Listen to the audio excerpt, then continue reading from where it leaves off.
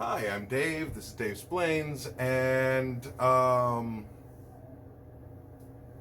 going to talk about homemade fertilizer because we're in the grow tent again.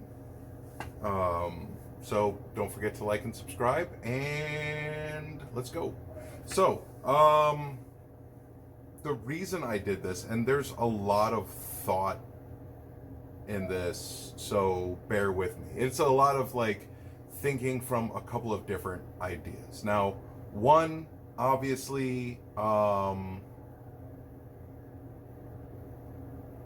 need fertilizer, and the potted soil that they come with or that you put them into, they're not going to, have nutrients in them forever. So you have to revitalize that. But at the same time, these people on YouTube, these gardening people, they're talking about granulated time release and liquid fertilizers, and it's like, yeah, but you're talking about stuff that is coming in a bottle, and the whole point of doing your own garden, your own growing space, is to have something not in a bottle. So I'm just sitting here and I'm like, well, there's got to be a different way. So I looked up natural fertilizers, and the whole thing is crazy. Like, to get calcium, you can simply blend your eggshells. To get acid, to raise your pH, you can use your old coffee grounds, or dilute some white vinegar with some water and spray a little bit in. You can do so many things. Plus, there's also the nutrients from your old food that is still in your old food. So,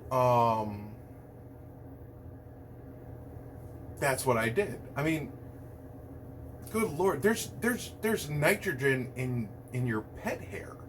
One website, I'm not joking, one website said that you can take your pet hair or even your hair and throw it into the compost bin. And I'm just like, my hair? I don't know. It still feels kind of like cannibalism. It's real. I know it's me. I know it's not everybody. I know it's just me. I'm just saying, it just feels weird. I mean,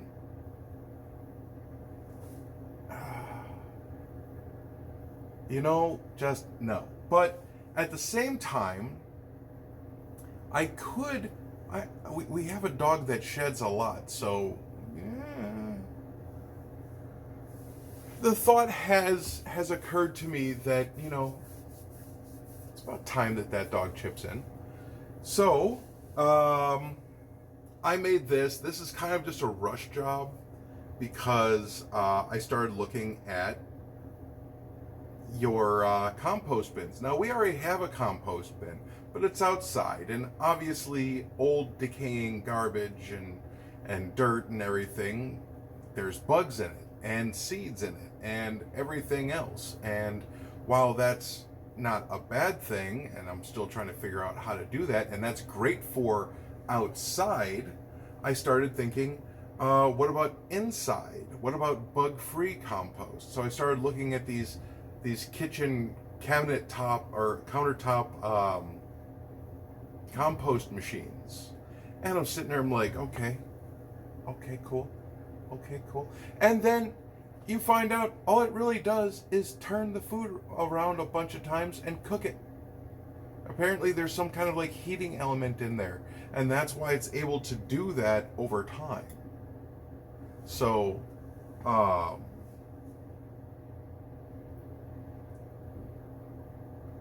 I'm just sitting here and I'm like,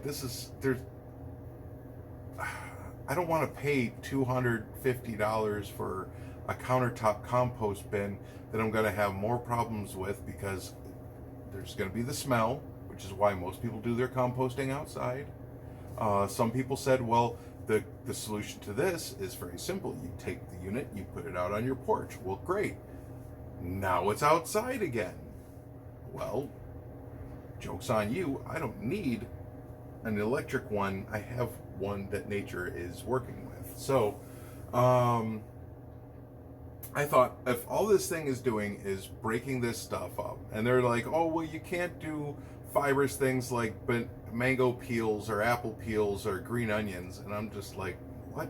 Yeah, you have to grind all that stuff up. So here is what is it? Is this a Ninja Bullet or a NutriBullet? What is this? I think this is supposed to be the NutriBullet. I really like this because with kids, they have to put on the top and everything, and then they have to actually like have the jar attached to the top to put it into the machine. I mean, yeah, they can get creative and put the top in, and but it's a lot of work, and anybody with kids knows there's no such thing as child-proof. There's child delay. There's give the parent time to react. There's no such thing as child-proof. So, especially when Melissa and Doug has a toy with different types of locks on it for the kid to go, ah ha ha, look, ah ha ha, ah ha ha. What are you doing? You're teaching them to unlock things. Anyway. So, yeah, I'm transplanting this tomato plant, and the whole thing is like, okay, there's some stuff that I want to go over with the tomato plant, but I also have to definitely put some more nutrition into that dirt. So what can I do? I went upstairs. This is a concoction that I don't know if it's more of a liquid or a solid at this point. It is made up of old carrots that we tried to grow in a cup and came out mushy. Eggshells for the calcium and I think potassium. And here's my problem with that. Oh shoot, I forgot to get some wood ash for potassium. Or, yeah, potassium.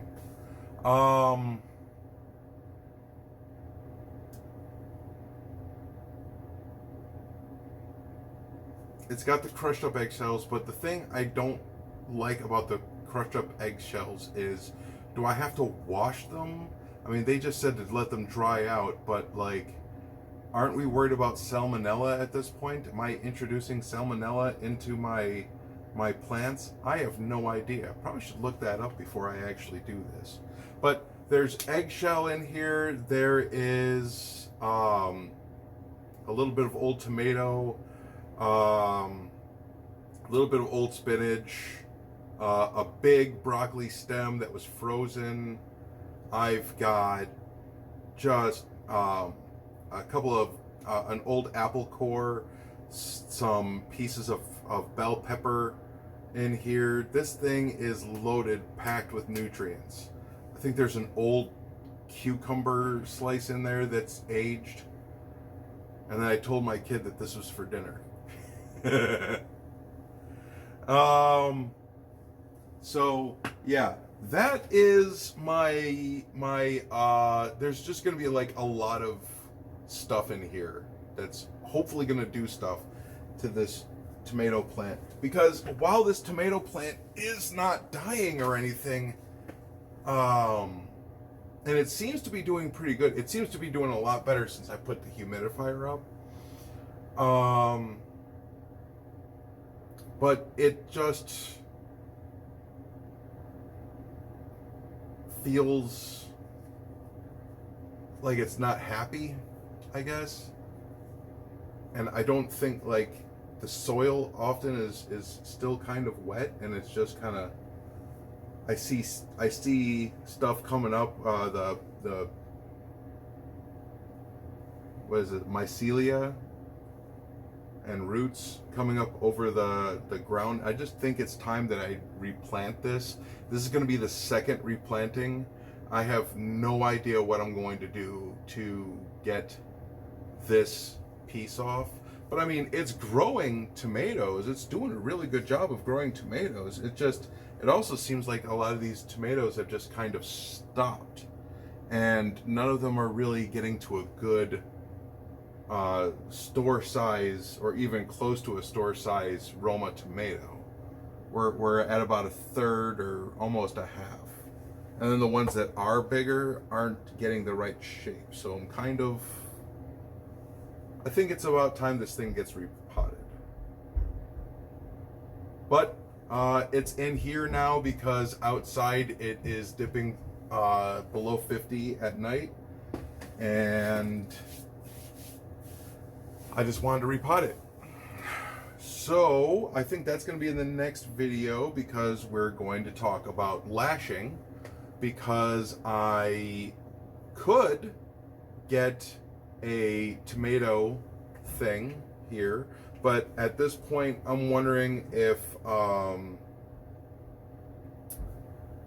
because of the size of the growth and the actual fruit that's already there, if it would be better if I built the structure around the plant and fit the structure to the plant rather than the plant try to get another structure and then pull all of the plant through it. You know, we're gonna see what happens in the next video. And we'll see what happens with that. Oh yeah, I also have the old coffee grounds for pH. Because I think the calcium is also going to lower the pH. So we need to bring it kind of back up with the coffee grounds. Yeah. This is a lot more than I thought it would be. But it's fun and it's interesting, and I think it's going to be nice to have that fruit. Yeah, see you in the next one.